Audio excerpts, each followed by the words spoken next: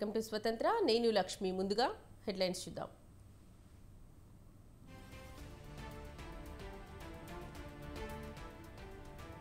నేడు అమరావతిపై శ్వేతపత్రం విడుదల. వైసీపీ పాలనలో అవినీతి అక్రమాలను వివరించనున్న సీఎం.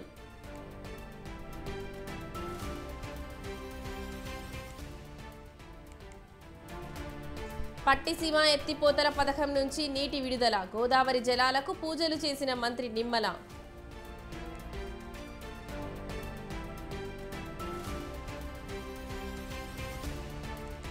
నేడు చలో విజయవాడకు వాలంటీర్ల పిలుపు. రాజీనామా చేసిన వారిని విధుల్లోకి తీసుకోవాల్సిన డిమాండ్.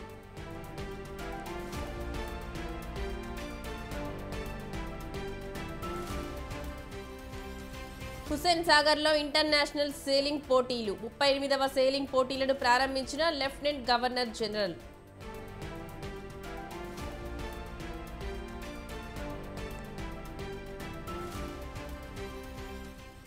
తెలుగు రాష్ట్రాలకు భారీ వర్ష సూచన. 5 రోజుల పాటు వర్షాలు.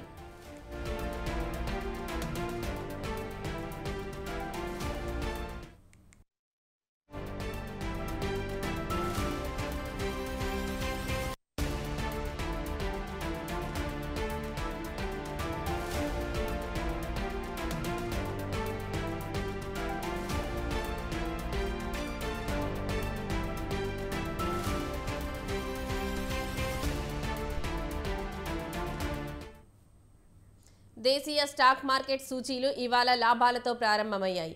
అంతర్జాతీయ సూచీల్లోని సానుకూల పవనాలు మన మార్కెట్లకు దన్నుగా నిలుస్తున్నాయి. ఉదయం సెన్సెక్స్ 487 పాయింట్ల లాభంతో 79,928 వద్ద ట్రేడ్ అవుతుంది. నిఫ్టీ 104 పాయింట్లు పుంజుకొని 24,228 దగ్గర కొనసాగుతుంది. డాలర్తో పోలిస్తే రూపాయి మారకం విలువ 83.53 వద్ద ప్రారంభమైంది.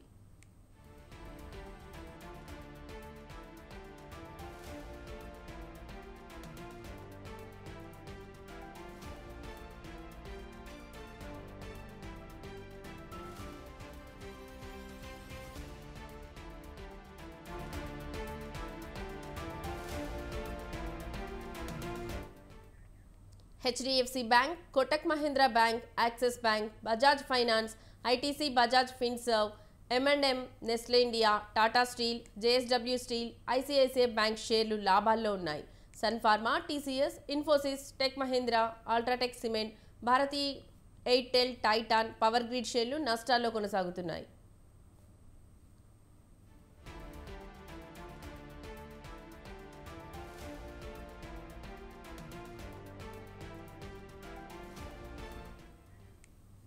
దేశీయ స్టాక్ మార్కెట్ సూచీలు ఇవాళ లాభాలతో ప్రారంభమయ్యాయి. అంతర్జాతీయ సూచీల్లోని సానుకూల పవనాలు మన మార్కెట్లకు దన్నుగా నిలుస్తున్నాయి. ఉదయం సెన్సెక్స్ 487 పాయింట్ల లాభంతో 79,928 వద్ద ట్రేడ్ అవుతుంది. నిఫ్టీ 104 పాయింట్లు పుంజుకొని 24,228 దగ్గర కొనసాగుతుంది. డాలర్తో పోలిస్తే రూపాయి మారకం విలువ 83.53 వద్ద ప్రారంభమైంది.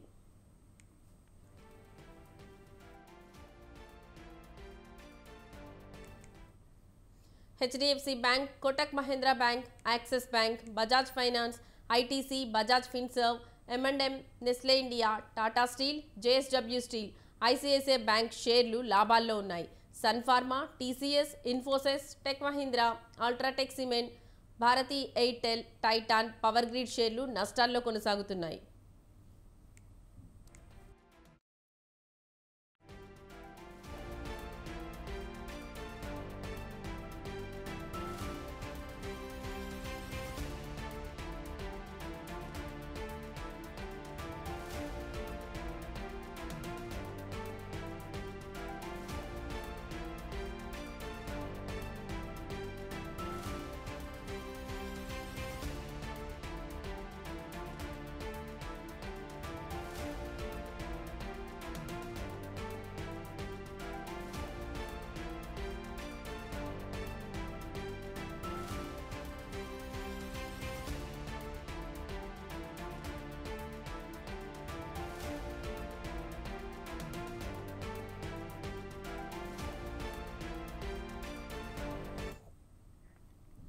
వాలంటీర్లు చలో విజయవాడకు అనుమతి లేదంటున్నారు పోలీసులు. వాలంటీర్లకు చలో విజయవాడకు అనుమతి లేదంటూ పోలీసులు నోటీసులు జారీ చేసేవారు. విజయవాడ కమిషనరేట్లో 144 సెక్షన్ 30 అమలు చేస్తున్నారు. రైల్వే స్టేషన్, బస్టాండ్లలో పోలీసులు తనిఖీలు చేపట్టారు.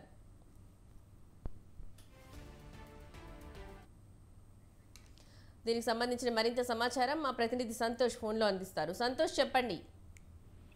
లక్ష్మి, ఏపీలో కూటమి ప్రభుత్వం అధికారంలోకి వచ్చిన తర్వాత ఏదైతే పెన్షన్స్ పంపిణీ ఉంటుందో ఆ పెన్షన్ పంపిణీకి సంబంధించినటువంటి వాలంటీర్లను అయితే కనుక పక్కన పెట్టడం, అదేవిధంగా గ్రామ వార్డు సచివాలయ ఉద్యోగులతో ఇటు పెన్షన్లు అనేది కూడా పంపిణీ చేయడం జరిగింది. అయితే ఇక వాలంటీర్లని ఇక శాశ్వతంగా పక్కన పెడుతున్నారు అంటూ కూడా వచ్చినటువంటి వార్తలకి నిరసనగా అయితే కనుక ఈ రోజు చలో విజయవాడ కార్యక్రమం అయితే కనుక ఇటు వాలంటీర్లు చేపట్టడం కూడా జరిగింది. అయితే ప్రస్తుతం విజయవాడకి వస్తున్నటువంటి ఎవరైతే వాలంటీర్లు ఉంటారో వారిని అయితే కనుక పోలీసులు అడ్డుకోవడం కూడా జరుగుతూ ఉంది. ముఖ్య ప్రధానంగా చూసుకున్నట్లయితే కనుక సెక్షన్ 144తో పాటు సెక్షన్ 30 అమల్లో ఉందంటూ కూడా ఇటు విజయవాడ నగర పోలీస్ కమిషనరేట్ అయితే కనుక ఆదేశాలు జారీ చేయడం ఇక ఎక్కడికక్కడ అయితే కనుక వారిని అడ్డుకోవడం కూడా జరుగుతూ ఉంది. ప్రధానంగా వాలంటీర్ వ్యవస్థ అనేది కూడా ఇక పూర్తి స్థాయిలో వారి యొక్క ఏదైతే ఉద్యోగం అనేది కూడా ఉంటుందో ఇది భద్రత అనేది కూడా కల్పించాలంటూ కూడా వారి యొక్క నిరసన అనేది కూడా తెలియజేసే విధంగా కూడా ఇటు కలెక్టర్లకి వినతి పత్రాలు అందించే విధంగా కూడా వారి యొక్క ప్రణాళికలు అయితే కనుక వాలంటీర్లు సిద్ధం చేసినట్టు కూడా తెలుస్తా ఉంది. ఏదేమైనప్పటికీ వారి యొక్క వినతి పత్రాన్ని అయితే కనుక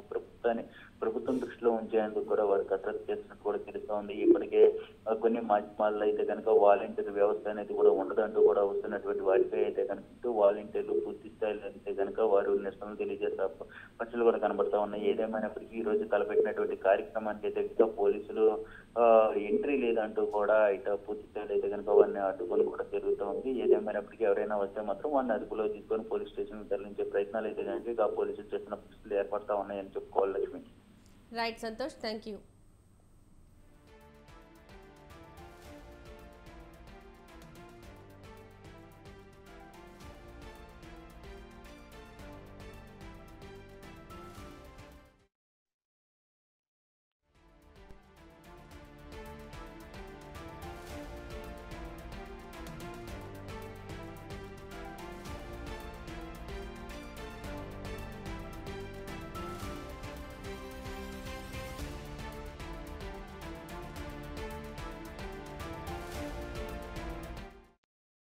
హుజూరాబాద్ ఎమ్మెల్యే పాడి కౌశిక్ రెడ్డిపై క్రిమినల్ కేసు నమోదైంది. బిఎన్ఎస్ చట్టం అమల్లోకి వచ్చిన రెండో రోజే ఎమ్మెల్యేపై తొలి కేసు నమోదు చేశారు. నిన్న కరీంనగర్ జిల్లా పరిషత్ సమావేశంలో పాడి కౌశిక్ కలెక్టర్ని అడ్డుకున్నారు. అధికారుల విధులకు ఆటంకం కలిగించారని కౌశిక్ రెడ్డిపై జిల్లా పరిషత్ అధికారులు ఫిర్యాదు చేయడంతో బిఎన్ఎస్ యాక్ట్ కింద పోలీసులు కేసు నమోదు చేశారు.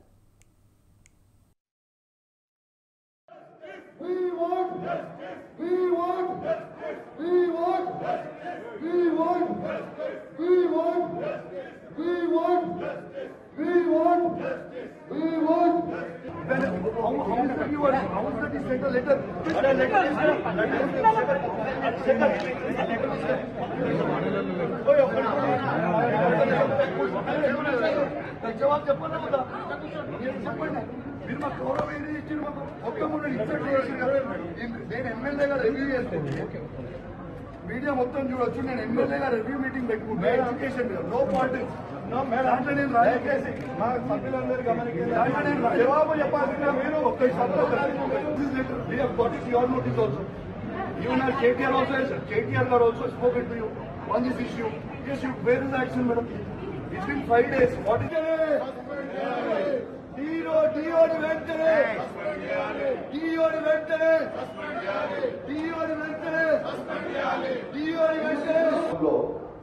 నేను ఎడ్యుకేషన్ మీద రివ్యూ మీటింగ్ పెట్టుకునే అధికారం నాకు ఉంటుందా లేదా? ఫస్ట్ దాని జవాబు చెప్పాలి. నంబర్ 1. నంబర్ 2, నేను ఎడ్యుకేషన్ మీటింగ్ నేను పెడితే ఒక బాధ్యత కలిగిన శాసనసభ్యులుగా నేను ఒక ఎడ్యుకేషన్ మీటింగ్ నేను పెడితే ఎంఈఓలకి ఎమ్మెల్యే పెట్టిన రివ్యూ మీటింగ్ ఎట్లా పోతానని అడుగుతాడు డిఓ. ఏ రైట్ ఉంది నన్ను అడగడానికి? On what basis did he give this notice to MEO? 100% ఈ డిఓ నిన్నైతే ఇచ్చిపెట్టా. మీ రిటైర్మెంట్ దగ్గరకున్నది, కంపల్సరీ కోర్టు పోతే సస్పెండ్ అయ్యే వారికి ఈ సమావేశం. నా ఎమ్మెల్యే పదవికి ఎమ్మెల్యేగా బాధ్యత సిగ్గు లేకుండా ఈ ప్రభుత్వం డిస్ట్రిక్ట్ జిల్లాలో మంత్రి గారు ఎడ్యుకేషన్ మీటింగ్ మొత్తం జిల్లాలో పెట్టాల్సింది పెట్టకుండా హుజూరాబాద్ ఎమ్మెల్యే పాడి కౌశిక్ రెడ్డిపై క్రిమినల్ కేసు నమోదైంది. బిఎన్ఎస్ చట్టం అమల్లోకి వచ్చిన రెండో రోజే ఎమ్మెల్యేపై తొలి కేసు నమోదు చేశారు. నిన్న కరీంనగర్ జిల్లా పరిషత్ సమావేశంలో పాడి కౌశిక్ కలెక్టర్ని అడ్డుకున్నారు. అధికారుల విధులకు ఆటంకం కలిగించారని కౌశిక్ రెడ్డిపై జిల్లా పరిషత్ అధికారులు ఫిర్యాదు చేయడంతో బిఎన్ఎస్ యాక్ట్ కింద పోలీసులు కేసు నమోదు చేశారు. దీనికి సంబంధించిన మరింత సమాచారం మా ప్రతినిధి సంపత్ ఫోన్లో అందిస్తారు. సంపత్, చెప్పండి.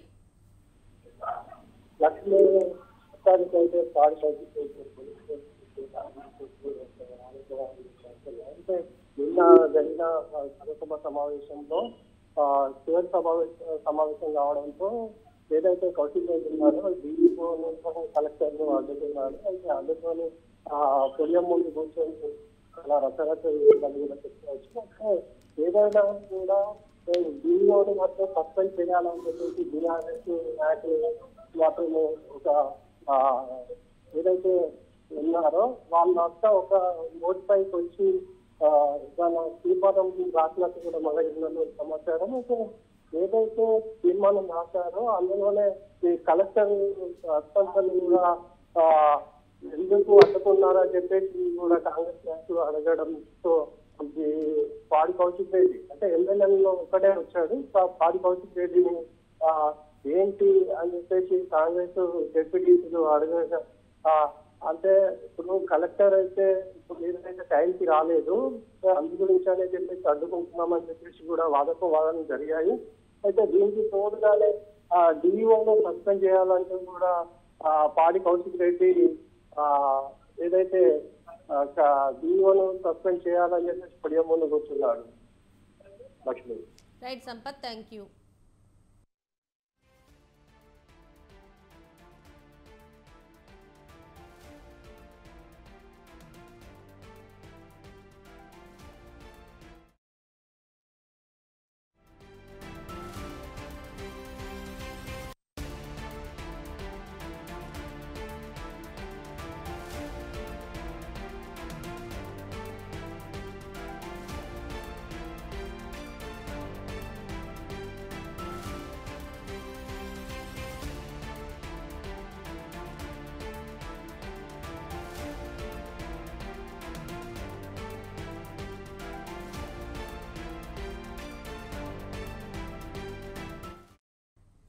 ఐదేళ్ల తర్వాత పట్టిసీమ ఎత్తిపోతల పథకం మళ్లీ కలకలలాడుతోంది. ఏపీ జలవనరుల శాఖ మంత్రి నిమ్మల రామానాయుడు పట్టిసీమ ఎత్తిపోతల ద్వారా నీటిని విడుదల చేశారు. ప్రత్యేక పూజలు చేసిన అనంతరం గోదావరి జలాలను మంత్రి నిమ్మల విడుదల చేశారు. మొదటి విడతగా 1000 క్యూసెక్కుల నీటిని విడుదల చేశారు.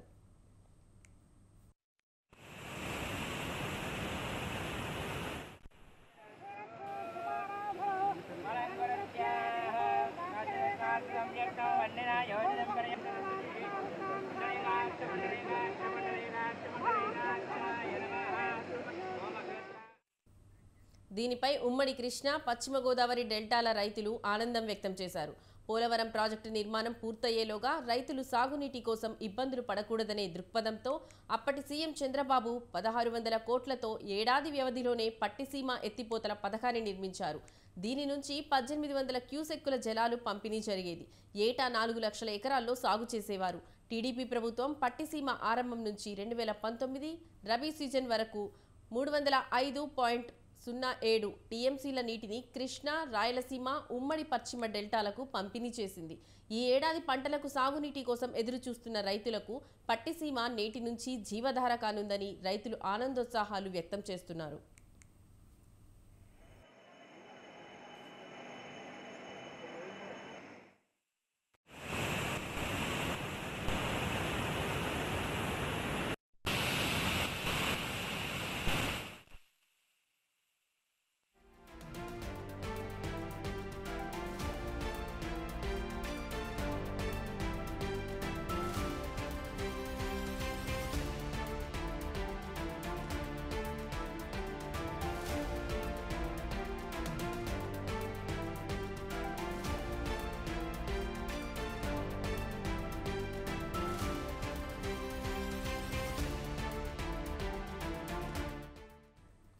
సైబర్ నేరాలు, డ్రగ్స్ కట్టడిపై టాలీవుడ్ చిత్ర పరిశ్రమ అవగాహన కల్పించాలన్న తెలంగాణ ముఖ్యమంత్రి రేవంత్ సూచనలపై ప్రముఖ నటుడు మోహన్ బాబు స్పందించారు. తెలంగాణ రాష్ట్ర ముఖ్యమంత్రి రేవంత్ రెడ్డి డ్రగ్స్కు యువత బలి అవుతుందన్న విషయం గురించి మాట్లాడుతూ సినిమా నటీనటులను 1 లేదా 2 నిమిషాల నిడివిలో వీడియో చేసి ప్రభుత్వానికి పంపమన్నారు. ఇంతకుముందే ఇటువంటి వీడియోలు కొన్ని చేశానని తెలిపారు. అయినా సీఎం ఆదేశం మేరకు సందేశాత్మకమైన కొన్ని వీడియోలు రూపొందించి ఉడతా భక్తిగా సమాజానికి సేవ చేసుకుంటానని చెప్పారు. ఈ మేరకు మోహన్ బాబు ట్వీట్ చేశారు. తన పోస్టుకు రేవంత్, సీఎంఓ ఎక్స్ ఖాతాలను ట్యాగ్ చేశారు.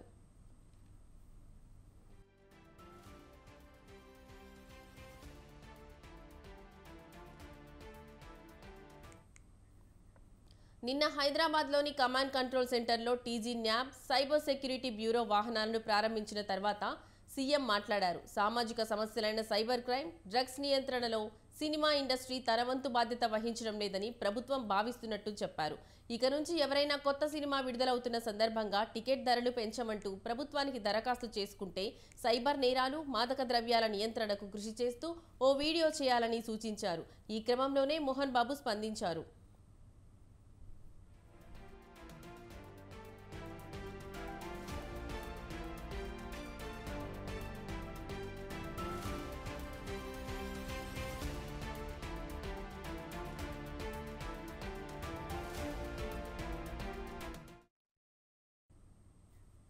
కేంద్రంలో నూతనంగా కొలువు తీరిన నరేంద్ర మోడీ సర్కార్ పూర్తి స్థాయి బడ్జెట్ ప్రవేశపెట్టేందుకు సిద్ధమవుతోంది. అయితే ఈ నేపథ్యంలో కేంద్ర మంత్రి నిర్మలా సీతారామన్ ప్రవేశపెట్టనున్న బడ్జెట్పై కార్పొరేట్ల నుంచి సామాన్యుల వరకు ఎన్నో అంచనాలున్నాయి. ప్రధానంగా మధ్యతరగతి ప్రజలు, వేతన జీవులు కేంద్ర పద్దుపై భారీ ఆశలు పెట్టుకున్నారు. దీంతో రానున్న బడ్జెట్లో పన్ను ప్రయోజనాలు ఏ మేరకు ఉంటాయన్నది ఉత్కంఠ రేపుతోంది. మరి నిర్మలమ్మ మధ్యతరగతిపై కనికరం చూపేనా, వేతన జీవులు వెతలు తీర్చేనా అన్న చర్చ జోరుగా సాగుతుంది.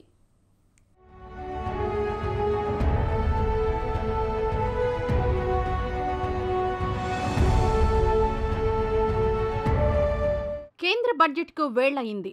అవును, గతంతో పోలిస్తే ఈసారి లోక్సభ ఎన్నికల కారణంగా కొంత ఆలస్యమైన ఎన్డీఏ సర్కార్ ప్రవేశపెట్టబోయే పద్దు ఎలా ఉంటుందన్న ఆసక్తి అందరిలోనూ నెలకొంది. ప్రధానంగా పన్నులు ఎలా ఉండబోతున్నాయి, మినహాయింపుల విషయంలో ఎంత మేర వెసులుబాటు కల్పిస్తారు, ప్రధానంగా దేశ ఆర్థిక వ్యవస్థలో కీలక పాత్ర పోషిస్తున్న మధ్యతరగతి ప్రజలు, వేతన జీవులకు ఎలాంటి ఊరట లభిస్తుంది అన్నదానిపై ఉత్కంఠ నెలకొంది.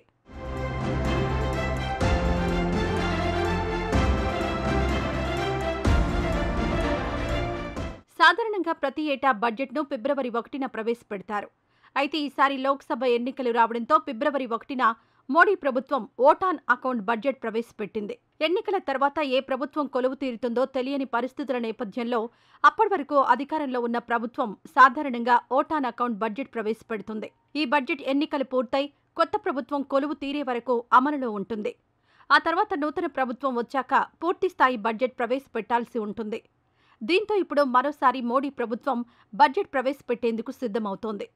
అయితే వరుసగా మూడోసారి ఎన్డీఏ సర్కార్ కేంద్రంలో కొలువు తీరడం, గతానికి భిన్నంగా సంకీర్ణ సర్కార్ కొలువు తీరడంతో నిర్మలమ్మ పద్దుపై అందరిలోనూ ఆసక్తి నెలకొంది.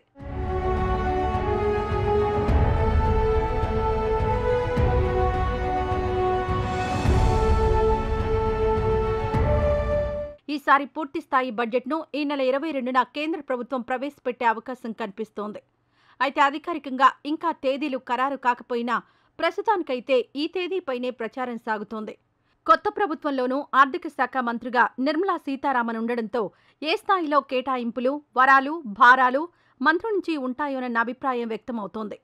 ఇప్పటికే బడ్జెట్ తయారీకి సంబంధించిన కసరత్తు సైతం శరవేగంగా సాగుతోంది.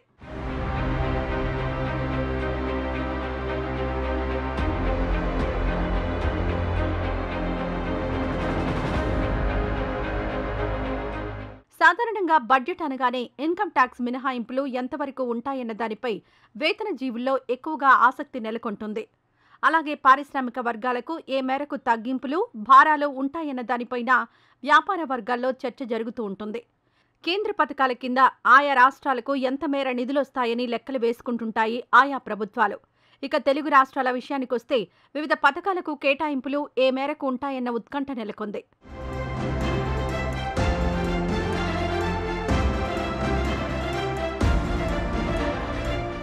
ఈ క్రమంలోనే కేంద్ర బడ్జెట్ వేళ మధ్యతరగతి ప్రజలు మోడీ సర్కార్పై పెద్ద ఎత్తున ఆశలు పెట్టుకున్నారు, ఆకాంక్షలు పెంచుకున్నారు.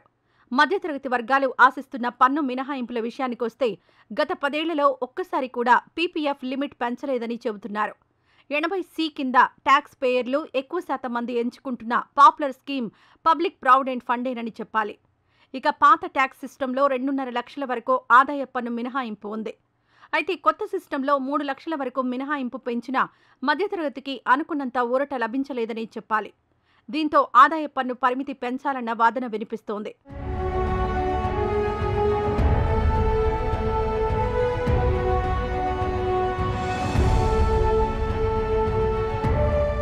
పాత పన్ను పద్ధతిలో వివిధ మినహాయింపుల కింద 1.5 లక్షల వరకు పన్ను ప్రయోజనాలు పొందే అవకాశం ఉంది. కానీ కొత్త ట్యాక్స్ సిస్టంలో 80C కింద ఎలాంటి మినహాయింపులు ఇవ్వడం లేదు. అయితే వీటిని 2.5 లక్షలకు పెంచాలని కోరుతున్నారు.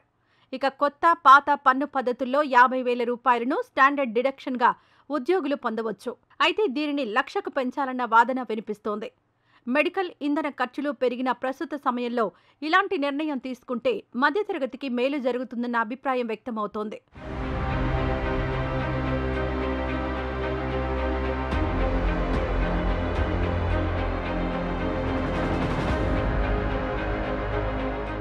మధ్యతరగతి ప్రజల మరో ముఖ్యమైన కోరిక ఇళ్లు కొనుగోలు చేసే వారికి మరింత ట్యాక్స్ రిలీఫ్ కావాలని. హోమ్ లోన్ల అసలు రీపేమెంట్లపై డిడక్షన్ను సెక్షన్ 80C కింద కాకుండా వేరుగా క్లెయిమ్ చేసుకోవడానికి వీలు కల్పించాలని కోరుతున్నారు.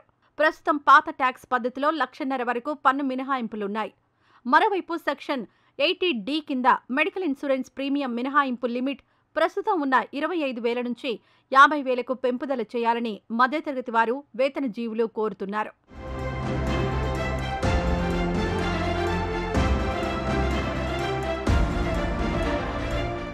ఇప్పటికే దేశంలో వివిధ రకాల వస్తువుల ధరలు పెరిగాయి. చివరకు కూరగాయల రేట్లు సైతం మండిపోతున్నాయి. ఇలాంటి పరిస్థితుల్లో తమకు కనీసం పన్ను చెల్లింపుల్లోనైనా చెప్పుకోదగిన స్థాయిలో మినహాయింపులు ఇవ్వాలని కోరుతోంది మధ్యతరగతి భారతం. మరి వీరి గోడును ఆర్థిక మంత్రి నిర్మలా సీతారామన్ ఎంతవరకు వినిపించుకుంటారు, ఊరట కల్పిస్తారు అన్నది త్వరలోనే తేలనుంది.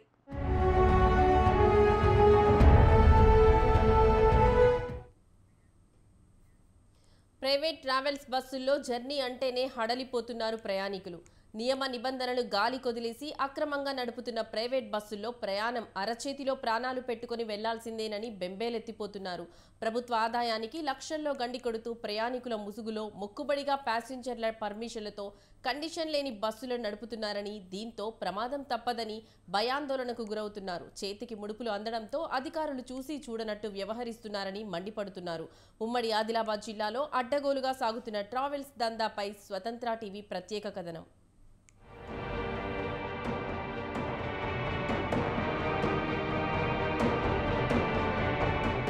ఉమ్మడి ఆదిలాబాద్ జిల్లాలో ప్రైవేట్ ట్రావెల్స్ అక్రమ దందా 3 పువ్వులు 6 కాయలుగా సాగుతోంది. ప్రయాణికుల ముసుగులో మొక్కుబడిగా ప్యాసింజర్ల పర్మిట్లు తీసుకొని కండిషన్ లేని టూరిస్టు బస్సులను నడుపుతున్నారు.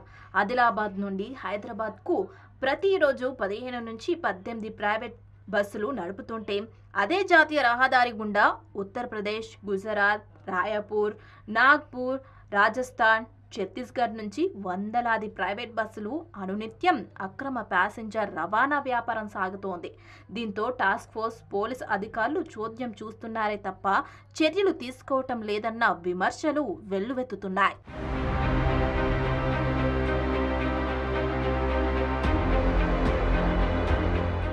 ఫిట్నెస్ లేని బస్సులు బోల్తాపోయటంతో ప్రయాణికుల పాలిట మృত্যు శకటంగా మారుతున్నాయి ప్రైవేట్ ట్రావెల్స్.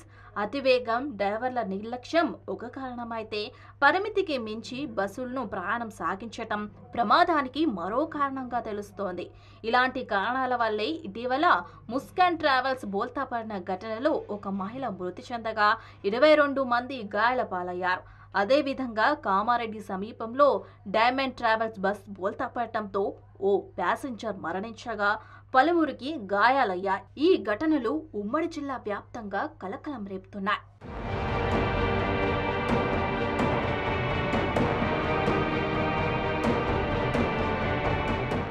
జిల్లా కేంద్రం నుండి ప్రతిరోజు హైదరాబాద్కు Muskan, Sahara, metro galaxy, MBK, diamond ట్రావెల్స్తో పాటు ఆరెంజ్, జీడీఆర్ ఇలా అనేక రకాల ప్రైవేట్ బస్సులు ప్యాసింజర్తో రాకపోకలు సాగిస్తున్నాయి. అయితే ఆదిలాబాద్ అడ్డాగా ట్రావెల్ సామ్రాజ్యాన్ని నడుపుతోంది ముస్కాన్. ప్యాసింజర్ పేరిట భారీ ఎత్తున జీఎస్టీ ట్యాక్స్ లేని, ప్రభుత్వ అనుమతి లేని రవాణా పెద్ద మొత్తంలో సాగుతోందనే ప్రచారం జరుగుతోంది. నిబంధనలను బేఖాతరు చేస్తూ అక్రమ రవాణాతో ట్రావెల్స్ వ్యాపారులు కోట్లల్లో సంపాదిస్తున్నట్లు తెలుస్తోంది. ప్రైవేట్ ట్రావెల్స్లో హైదరాబాద్ ట్రిప్ కోసం ప్రతి సీటుకు ప్రతి నెల ప్రభుత్వానికి పర్మిట్ పన్ను చెల్లించాల్సి ఉంటుంది. ఒక్కో బస్సుకు 42 మంది ప్రయాణికుల పరిమితి ఉండగా 50 మందికి పైగా టికెట్లు వసూలు చేస్తూ దోపిడీకి పాల్పడుతున్నారు. మరోవైపు ప్యాసింజర్ స్పెషల్ పర్మిట్ కోసం మరికొంత అమౌంట్ చెల్లించాల్సి ఉంటుంది. కానీ అందుకు మనసొప్పక కొంతమేర మమా అన్నట్టు చెల్లించి సర్కార్ ఆదాయానికి లక్షల్లో గండి కొడుతున్నారు. పర్మిట్ పేరిట ప్రతి 3 నెలలకు ఒకసారి చెల్లించాల్సిన సొమ్ము మొత్తం చెల్లించకుండా ఎగ్గొడుతున్నారు. మరికొందరైతే కేవలం ఒక్క బస్సుకు పర్మిట్ తీసుకొని అక్రమంగా 3-4 బస్సులను నడిపిస్తూ అధికారుల కళ్ళు కప్పుతున్నారు.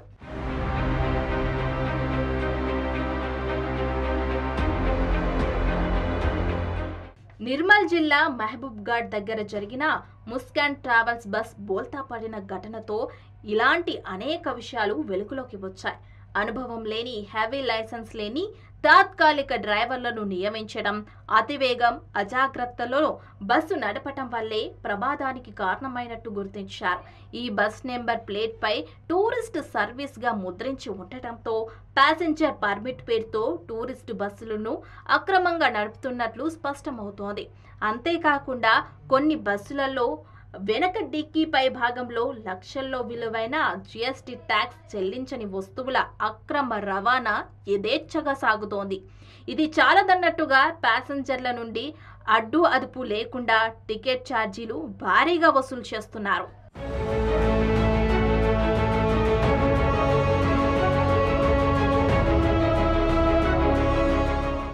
ఇలా నిబంధనలను ఉల్లంఘిస్తూ ప్రజల ప్రాణాలతో చెలగాటమాడే ట్రావెల్స్ అక్రమ దందాపై అధికారులు కొరడా జులిపించాలని కోరుతున్నారు ఉమ్మడి ఆదిలాబాద్ జిల్లా వాసులు. ఇలాంటి విషయాల్లో అధికారుల నిర్లక్ష్యం తగదని, ఇకనైనా చర్యలు తీసుకోవాల్సిందేనని డిమాండ్ చేస్తున్నారు.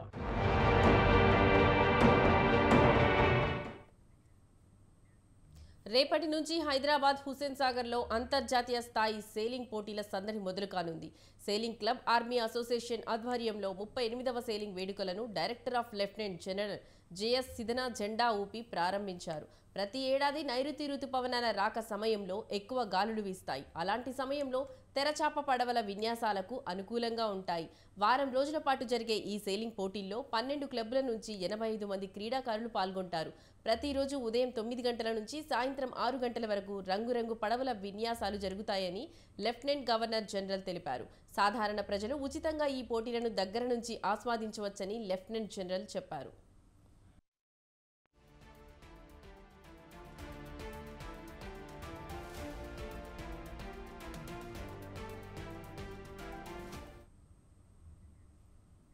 ఇవి బులెటిన్లోని విశేషాలు. చూస్తూనే ఉండండి స్వతంత్ర.